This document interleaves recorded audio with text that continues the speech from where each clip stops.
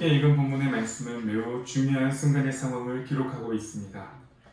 본문의 기록이 사도행전 1장의 문맥 안에서 위치하고 있는 것도 매우 특별합니다. 그 이유는 오늘 본문 속 사건은 부활하신 예수님께서 승천하신 후와 오순절 성령 강림의 사건 사이에 놓인 시간 속의 일을 이야기하고 있기 때문에 그렇습니다. 예수님의 승천과 성령의 강림 사이의 일, 어쩐지 의미심장함이 느껴지는 부분입니다. 그러한 위치와 특별한 의미를 가진 오늘의 본문이 기록하고 있는 장면은 예수님의 약속하심을 믿음으로 받은 자들이 성령을 기다리며 한 곳에 모여 있던 때를 묘사하고 있습니다. 그들은 그곳에서 무엇을 하고 있었는가? 바로 마음을 같이하여 기도에 힘썼다라고 본문은 말하고 있습니다. 즉 사도들과 예수를 따르는 자들이 함께 모여 기도로서 성령의 강림을 준비하고 있었던 것임을 알 수 있습니다. 여기까지의 내용은 많은 이들이 해당 본문을 읽을 때 가장 집중하는 내용입니다. 또한 설교자들도 성령의 임재와 충만함을 위해 기도에 힘쓰고 기도로서 준비해야 한다는 메시지를 전하는데 해당 본문을 자주 인용하기도 합니다. 이는 매우 적절하고 합당한 본문의 이해이며 매우 중요한 메시지임에는 틀림없습니다. 그러나 우리가 주어진 본문 속에서 놓쳐서는 안 되는 것이 있는데 그것은 성령의 강림을 기다리며 예수님의 제자 공동체가 행했던 기도의 또 다른 하나의 준비입니다. 그것은 바로 사도로서 합당한 자를 세우는 일이었습니다. 이는 예수님께서 세우신 제자 공동체의 모습을 회복하는 일이었을 것입니다. 제자들은 주님께 기도한 후 제비뽑기를 통해 가룟 유다를 대신해 마띠아를 새로운 사도로 얻게 되었습니다.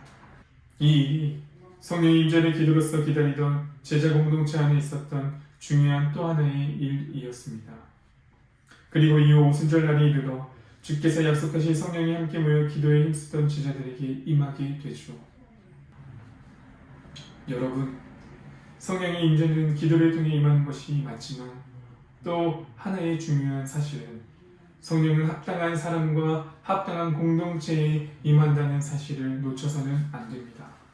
만약 오순절 성령 강림의 사건이 있기 전 새로운 사도를 세우는 과정 속에서 그 직무에 합당하지 않은 자가 세워지게 되었다면 과연 그때 그 무리 가운데 성령이 임하셨을까? 우리는 한번 잘 생각해 보아야 할 것입니다. 성령은 부정한 곳에 임하실 수 없으며 악한 자에게 임하지 않으십니다. 성령은 하나님께 속한 그의 백성에게 임하시고 정결한 곳에 임하십니다. 본문 속에서 제자들이 새롭게 사도를 세울 때의 기준이 무엇이었습니까? 예수께서 세례를 받으신 때부터 올려져 가신 날까지 예수와 늘 함께 동행하였던 자, 예수의 일을 온전히 증언할 수 있는 자여야 했습니다. 즉 하나님의 아들 예수를 온전히 알고 그 안에 그를 향한 증인으로서의 합당한 믿음을 가진 자여야 했다라는 것입니다. 예수의 복음이 사람을 정결케 합니다. 예수의 복음을 믿는 믿음이 있는 곳에 성령은 거하십니다. 우리는 기도함으로 그리고 또한 예수를 믿는 그 믿음을 날마다 점검함으로 성령의 충만함 가운데 거하여야 할 것입니다. 더 나아가 성령의 임재와 충만함의 목적은 무엇인가 살펴보아야 할 것입니다. 바로 하나님 나라의 복음을 온전히 전하는 것이 성령의 임재와 충만함의 목적입니다. 성령과 하나님 나라는 하나로 연결되어져 있습니다.